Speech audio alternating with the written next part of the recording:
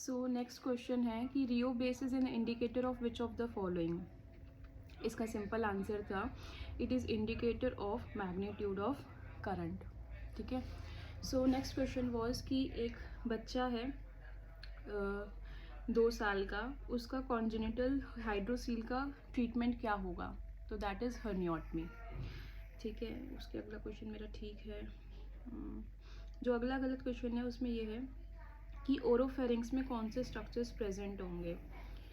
तो उसमें आएगा आंसर में लिंगुअल टॉन्सिल्स, जो लिम्फॉइड टिश्यू होता है जो बेस ऑफ टंग में प्रेजेंट होता है, and that is a part of oropharynx.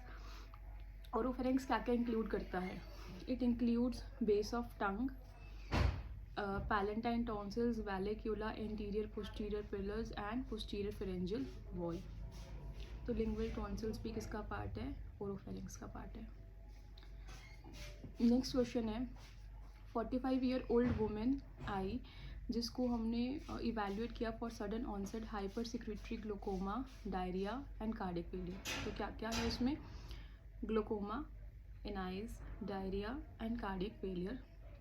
Further मतलब कौन कौन से सिस्टम इन्वॉल्व हो गए? एक ऑफ्थैल का, एक जीआईटी का और एक हार्ट का। ठीक है। Further probing reveals that she had been purchasing groceries from a dealer who was recently arrested for food adulteration. What is the toxin which is likely responsible for this presentation? And इसमें इन्होंने simple लिखा हुआ है कि ये scenario जो है वो एपिडेमिक ड्रॉप्सी का है, और जिसमें टॉक्सिन जो है उसका कंपाउंड सैंग्वेरिन है which is present in argemone oil, and ये एडल्ट्रेंट है in the mustard oil. Sanguinarine, sanguinarine. तो अगला क्वेश्चन है कि which of the following pathways act as a major energy source for cancer cells? Glycolysis. ठीक है। Insall Salvati index is associated with for which of the following bones? तो ये है पटेला के लिए, एंड आई मार्क टीबिया। तो पटेला के लिए, पटेला की हाइट के लिए होता है ये, एंड पता है मैंने इतने अच्छे से पढ़ा भी था देन ऑल्सो।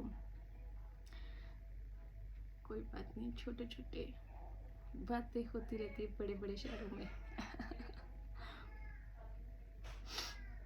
ओके अगेन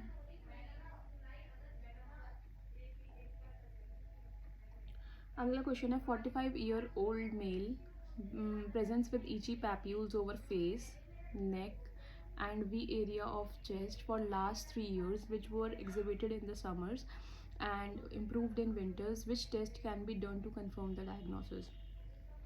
तो पैप्यूल्स हैं फेस पे, नेक पे, V shape of the chest पे, तो ये विंटर्स में ठीक हो जाते हैं। तो कंफर्म डायग्नोसिस है photo patch test. Which is the most common complication that is exposed to occur in patients following splenectomy? तो मोस्ट कॉमन कॉम्प्लिकेशन स्प्लीनेक्टमी के बाद क्या होती है? वैसे तो which I remember is OPSI, but OPSI was not in the options. But यहाँ पे लिखा हुआ है जो ऑप्शन में बेस्ट है, होल्ड ऑन, ऑप्सी है ऑप्शन में, मैंने वही मार्क कर रखा है। क्वेश्चन दोबारा पढ़ते हैं। Which of the most common complication that is expected to occur in patients following splenectomy? Most common complication जो होती है ना that is left lower lobe atelectasis, और जो ऑप्सी है वो है मोस्ट कॉमन फैटल कॉम्प्लिकेशन। सिर्फ इस एक शब्द का झोल है, एंड आई वॉज थिंकिंग कि मेरा आंसर राइट होगा। तो कौन सी कॉम्प्लिकेशन है? फैटल वाली most common, that is OPSI. And अगर मोस्ट कॉमन पूछी जाए तो you have to say that respiratory disease, वो कौन सी है? Left lower lobe atelectasis.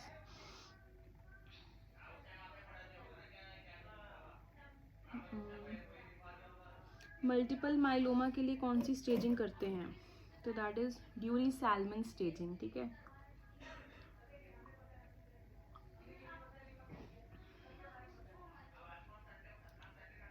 एक फीमेल है जो आई with complaints of unintentional weight loss and right shoulder pain for the past 6 months। She reports that कि पेन उसका रेडिएट होता है आर्म पे, and it does not get relieved with NSAIDs. Chest x-ray दिया हुआ है, which nerve root are likely to be compressed? पता है जब मैं ये सोचती हूँ ना कि अच्छा पेन रेडिएट हो रहा है शोल्डर से शोल्डर तक, तो मेरे दिमाग में सिर्फ हार्ट डिजीज़ आती है, और इस समय भी यही आई थी। आर्म पे आई है इनकी, एंड एनएसएड्स पे रिलीव नहीं हो रहा शोल्डर पे जाने के बाद, तो कौन सी नर्व रूट्स कॉम्प्रेस हुए होंगे। तो इन्होंने बोला this is can be Pancoast syndrome and superior sulcus syndrome, and ये अफेक्ट करेगा C8, T1 and T2 nerve roots.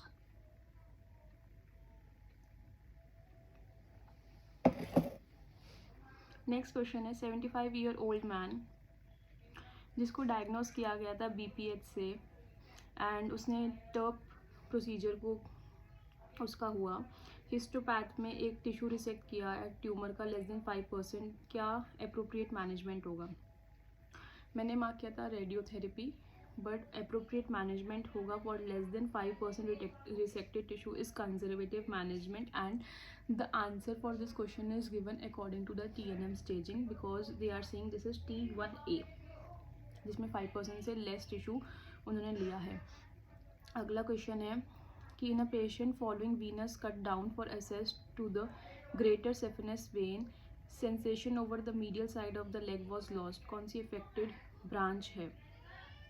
अगर मीडियल साइड पे लॉस्ट हुआ है तो इंजरी डिनोट करती है सेफिनस नर्व को, एंड सेफिनस नर्व किसकी ब्रांच है, it is a branch of posterior division of femoral nerve.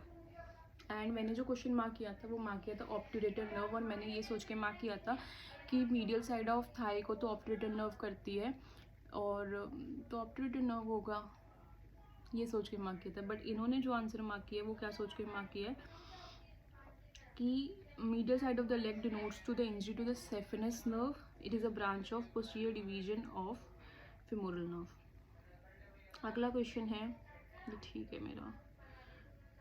अगला क्वेश्चन है which of the following is not a cause of subacute combined degeneration, and that is the degeneration जो है ये deficiency of vitamin B12 की वजह से होती है, and ये होती है because of high consumption of refined rice which leads to thiamine deficiency। oh nice, कि अच्छा जो लोग ज़्यादा रिफाइंड राइस कंजम्पशन करते हैं तो उनको विटामिन B1 की डिफिशियंसी हो जाती है, that is thiamine deficiency which leads to okay which of the following is not a cause of sub acute combined regeneration. ये जो है सब एक्यूट कॉम्बाइंडेशन ये विटामिन B12 का है, और मुझे बताना है क्या नहीं है। तो ये विटामिन B1 जो है वो कॉज कर रहा है high consumption of refined rice, तो वो ऑप्शन राइट है। अगला क्वेश्चन है एक if identified and intervened early, rapid clinical improvement can be expected in patients with which of the following causes of dementia।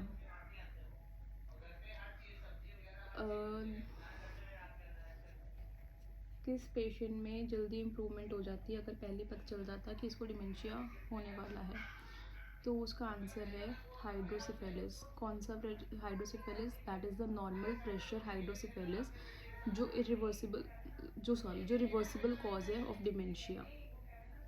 And इसमें आपके पास एडम्स ट्रायड या फिर हाकिम्स ट्रायड आता है, जिसको हम याद करते हैं 3 चीज़ों से, urinary incontinence, dementia and gait disturbance.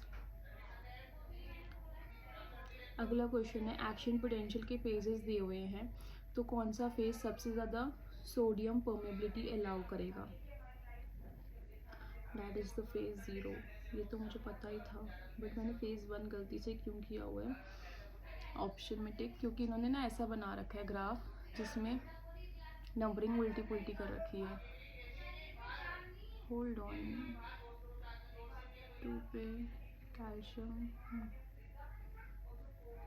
अच्छा बहुत सिली मिस्टेक कर रखी है ये मैंने। मतलब ना इन्होंने क्या किया, जो इमेज दे रखी है ना कि बताओ कौन से नंबर पे सोडियम का ज़्यादा होगा, क्या बोलते हैं इफ्लक्स ना, हाँ मतलब सोडियम मोबिलिटी ज़्यादा होगी, तो उन्होंने ना जैसे ऊपर जाते हैं, ऐसे तो थ्रेशोल्ड ऊपर जाते हैं वहाँ पर होता है, इन्होंने ना इस वाले को 0 लिखा हुआ है और इस वाले को 4 लिखा हुआ है। बताओ, फिर 1, फिर 2, फिर 3, फिर 4। जनरली तो क्या होता है, थ्रेशोल्ड इज 0 देन 1, तो मैंने गलती से टिक कर रखा है फेज़ 1। आप ऐसी गलती मत करना, मेरे लिए तो सबक हो ही गया।